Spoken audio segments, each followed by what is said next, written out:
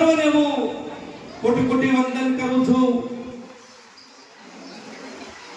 આજે તારીખ 27/3/2026 અને જ્યારે તારીખ 27/3/2023 ના દિવસે જ્યારે આ જગ્યા ઉપર સંતોના હસ્તે ભૂમિ પૂજન થયું હતું ત્યારે સંતોના હૃદયમાંથી એક જ અવાજ આવ્યો હતો કે આ ભૂમિની અંદર જે આયા ધર્મનું કાર્યરૂપી બીજ રોપાયેલું છે એ બીજ વિરાટ સ્વરૂપ ધારણ કરી આખા ગુજરાતની અંદર ગુંજતો રહેશે સાહેબ, એવી સંતોની સંકલ્પ અહીંયા પ્રગટ થતો સાહેબ।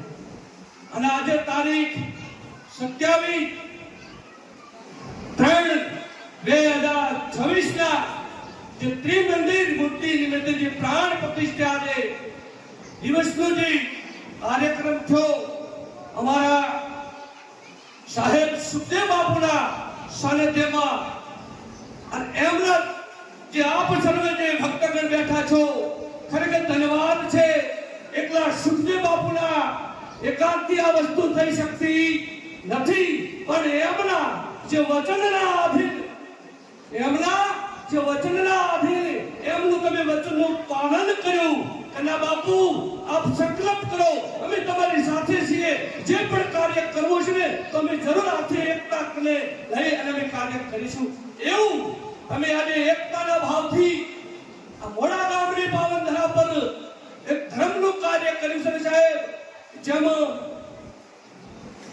ગુજરાતની અંદર હોય કે મહારાષ્ટ્ર હોય કે સાબરકાંઠા હોય, જે ધર્મનું કાર્ય થયું છે તે જગ્યાએ મહેરામણ ઉપડો માનવ મહેરામણ ઉપડી અને જે દર્શનને લાયક બને છે, એમ આજે મોડા ગામની અંદર જે આપે ધર્મનું કાર્ય રૂપી બીજું રૂપ્યું છે, અસંખ્ય જીવો અહીંયા આવશે અને સત્સંગનો લાભ લેશે, પ્રસાદનો લાભ લેશે, દર્શનનો લાભ લેશે।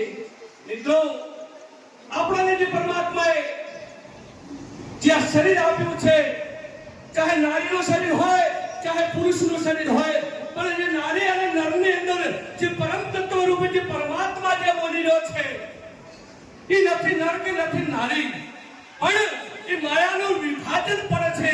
ત્યાંથી કરી નર અને નારીનું આ વાણી વિલાસની અંદર આવે છે। બાકી સંત હંમેશા આત્માની જ ઓળખાણ કરાવે છે, નર કે નારીની ઓળખાણ કરાવતા નથી। એટલે અમને અમારા સુખદેવ બાપુને તમે ખરેખર વખાણ કરો ને એટલા ઓછા છે સાહેબ, કારણ કે એમની અંદર જે ભક્તિ છે, એમની અંદર જે ભાવ છે, આ ગુજરાતની અંદર અમને ક્યાંય સાહેબ મળતો નથી।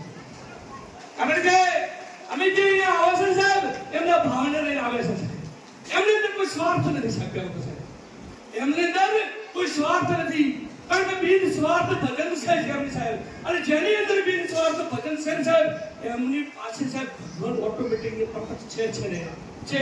એમ તમને જે ભગવાનના દર્શન એમની સાથે થઈ જશે સાહેબ, એ તો તમને પ્રત્યક્ષ તમે માણી જશો સાહેબ। એટલે અહીંયા જે સમર્થ સદગુરુ પરમાત્મા બેઠા છે સાહેબ, એમના લડી એમના વારણા કરજો સાહેબ, કારણ કે આવા પરમાત્માને તમે દર્શન કરશો સાહેબ, અમને તો પ્રત્યક્ષ અનુભૂતિ થઈ છે એટલે અમે કહી રહ્યા છે, અમને પ્રત્યક્ષ અનુભૂતિ થઈ છે એટલે અમે કહી રહ્યા છે સાહેબ। કે ઘણા અમે જગ્યાએ જઈએ છીએ, ઘણા સંત મેળાવડા કહીએ છીએ સાહેબ, કેટલાય સંતો પડી કે હાથ મરી જાય છે સાહેબ, કેટલા તારા કવરમાં કેટલા આ દશા થઈ છે, આ રીત દશા કરી સાહેબ, પણ એ કાઢવાનું છે સાહેબ, અને ભક્તિ પ્રાપ્ત કરો સાહેબ। જ્યાં સુધી તમારી અંદર સ્વાર્થ નહીં નીકળે, તમારી અંદર ભય નહીં નીકળે, તમારી અંદર આવરણ નહીં નીકળે, ત્યાં સુધી ક્યારેય તમારી સાથે ભક્તિ પ્રાપ્ત થાય નથી। જ્યાં સુધી આપણી અંદર કચિયા કલેશ આવરણ નિંદા અધિકાઈ વેર ભાવ આ જ્યાં સુધી આપણી અંદર છે ને ત્યાં સુધી સમજી લેવાનું કે આપણી અંદર ભક્તિ પ્રેમ છે જ લગી છે। એટલે અહીંયા સદગુરુ સાહેબ અને સુખદેવ બાપુનું એક શબ્દ મેં એમના પુસ્તકની અંદર વાંચ્યું હતું સાહેબ, કે સ્મરણ કરો તો સદગુરુદેવનું ઓર સ્મરણ નહીં। ખરેખર જો સ્મરણ તમને પ્રાપ્ત થયું હોય તો આવા સામર્થ્ય સદગુરુ સાહેબનું સ્મરણ કરજો. હરતા ફરતા ધંધો કરતા કોઈ પણ કાર્ય કરતા હો તમે, ચાહે નોકરી કરતા હો, ચાહે ખેતી કરતા હો, ચાહે બજારમાં કોઈ પણ નાના મોટી દુકાન કરતા હો, પણ એક જ સ્મરણ મારા સદગુરુ સુખદેવ બાપુનું હોવું જોઈએ. બીજું કોઈ સ્મરણ હોવું જોઈએ નહીં, કારણ કે બીજું સ્મરણ તમારો ઉદ્ધાર કરી શકશે નહીં. બીજા જે સ્મરણ છે એ તમને ભૂલ ભૂલાઈની અંદર ભૂલા પાડશે. જેમ જે ભૂલ ભૂલાયો હોય ને, તમે જયપુર જાઓ ને તો ભૂલ ભૂલાયા નામનો એક મહેલ છે. એ ભૂલ ભૂલાઈની અંદર તમે જાઓ ને તો જ્યારે તમને કદાચ સાચી દિશા પ્રાપ્ત થાય ને તો કદાચ તમને પૂરી તરફ જવાનો માર્ગ મળે, પણ એ દિશા તમને પ્રાપ્ત ના થાય તો ભૂલ ભૂલાઈની અંદર તમે ક્યારેય બહાર નીકળી શકશો નહીં.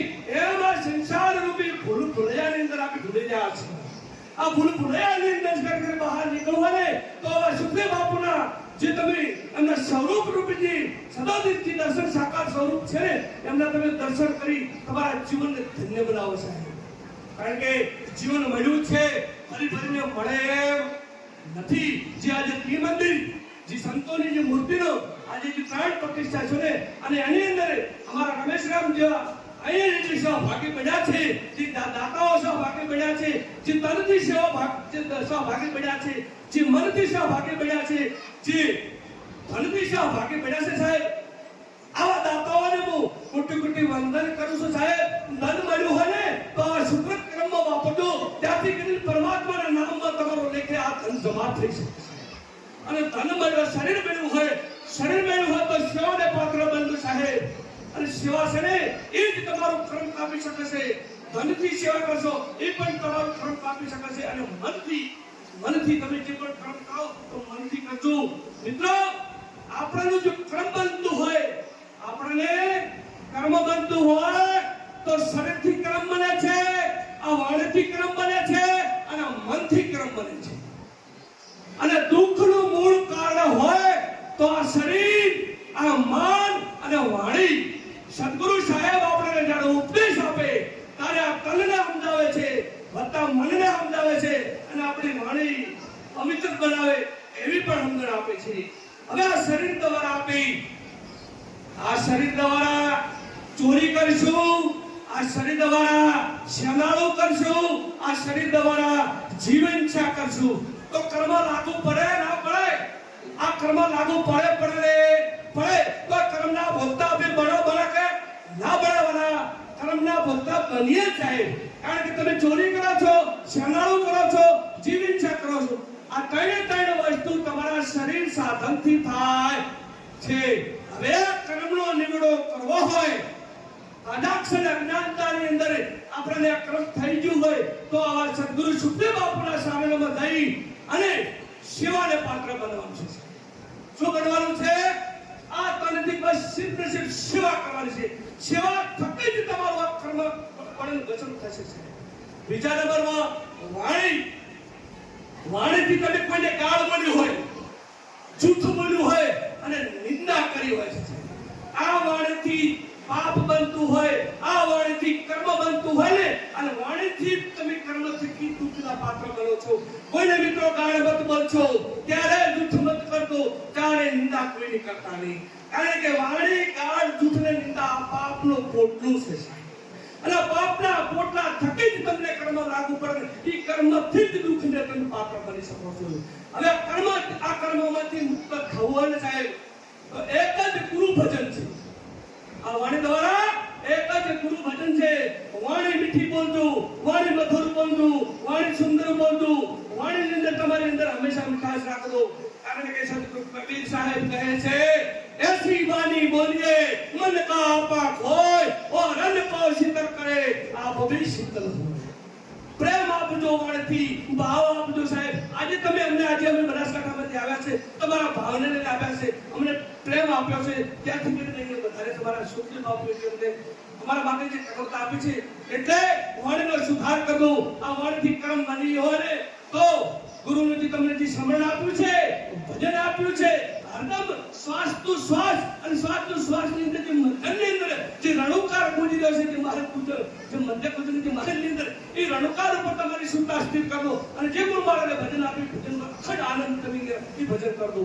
ત્રીજા નંબરમાં મનથી આ મનથી ક્યારે માન બાળી મત કરવું અજાક્ષર આપણે ધાન દોલત વૈભવ જાગીરી મારી હોય તો ક્યારે મિત્રો માન બાળી કરતા નહીં આ મનથી ક્યારે છલ કપટ કરતા નહીં આ મનથી ક્યારે ક્રોધ કરતા નહીં આ મનથી ક્યારે કોઈની ઈર્ષ્યા કરતા નહીં કારણ કે જે આ કર્મ બને છે મનથી બને છે શું બને છે મનથી બને છે આ મનથી બેઠા બેઠા કોકની ઈર્ષ્યા કરવી આ મનથી બેઠા બેઠા ક્રોધ કરવું આ મનથી બેઠા બેઠા છલ કપટ કરવું આ કર્મ ક્યાંથી આવતું નથી કર્મ ખુદ તમે ખુદ પ્રાપ્ત કરો છો અને કર્મના ભોગતા તમે બનો છો એટલે મિત્રો આ મનથી ક્યારે ક્રોધ મત કરશો મિત્રો આ મનથી ક્યારે છલ કપટ મત કરશો મિત્રો આ મનથી કોઈની ઈર્ષ્યા મત કરશો સાહેબ કદાચ જ્ઞાનતાની અંદર